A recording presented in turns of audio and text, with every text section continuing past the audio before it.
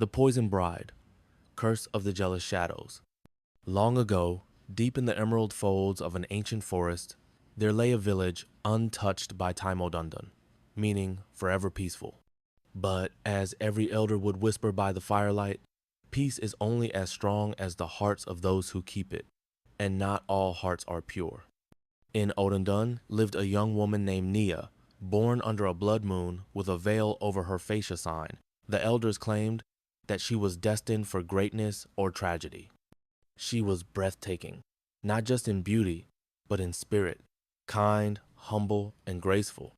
Her laughter could chase away storms, and her singing made even the owls hush to listen. As she came of age, many sought her hand in marriage traders, warriors, hunters, even sons of chiefs. But Nia chose Oba, a quiet, strong warrior who had saved her once from a charging buffalo. Their love blossomed like wildflowers in the rainy season, and soon a wedding was announced, a celebration that would echo for generations. But in the corners of the village, three women festered in silence. Adisa, once the most admired dancer. Binta, the herbalist's daughter who believed she was destined to be Oba's wife. And Chika, a widow whose heart had long been warped by loss and jealousy. They wore smiles during the celebration but hid bitterness behind their teeth, and as the wedding preparations bloomed with joy, they plotted in the shadows of the sacred fig trees. "If we cannot be admired," Chika whispered, "let her beauty decay. If we cannot have his love," Binta added, "let their bond rot. Let her fall before she ever becomes his bride," Adisa hissed. They turned to the forest, not just the physical one, but the deep forest, where the forgotten spirits of the land dwelled.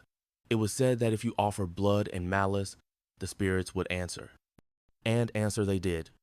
1 week before the wedding, the three visited Nia with a gift, a stunning necklace of onyx and blood-red rubies, claiming it was blessed by their ancestors.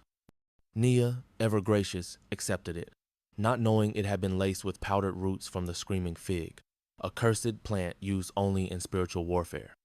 That night, as she placed it around her neck, she felt a chill, not from the wind, but from within. A darkness settled in her stomach. Her dreams filled with whispering voices and faceless shadows pressing on her chest. The village healer, Mama Onai, noticed Nia's fading glow. She tried healing chants and bitter teas, but nothing worked. "This is not illness," Mama Onai muttered. "This is witchcraft." On the morning of her wedding, Nia could barely walk. Her skin had turned pale, her lips blue. Oba, terrified but strong, insisted they go on with the wedding, believing their love could overcome even death. But as the drums beat and she walked down the aisle, Nia collapsed at the altar, her body cold, her breath gone, her eyes half open, frozen in terror. The village mourned. A wedding turned to a funeral. Oba refused to bury her, believing she was trapped between worlds. He took her to the sacred river, where the veil between the living and the dead is thin, and prayed for 3 days, offering his blood and tears. On the third night, thunder cracked the sky. The river surged with unnatural force, and Nia's body began to glow faintly. Her spirit had traveled to the Shadowlands, where ancestral spirits whispered the truth. "You were betrayed by envy," they told her, "but your soul is not yet claimed. Rise, seek justice." She woke, gasping, her body restored, but her soul forever marked. Her eyes were now silver, and her voice echoed like 100 whispers when she spoke. Nia returned to Odundun, her presence now ethereal, not fully of this world. The three women screamed at the sight of her, their guilt unraveling them. As her gaze fell upon each of them, their bodies withered, their shadows tearing free, dragging them into the forest, screaming. They were never seen again. Some say they were taken by the spirits they had summoned.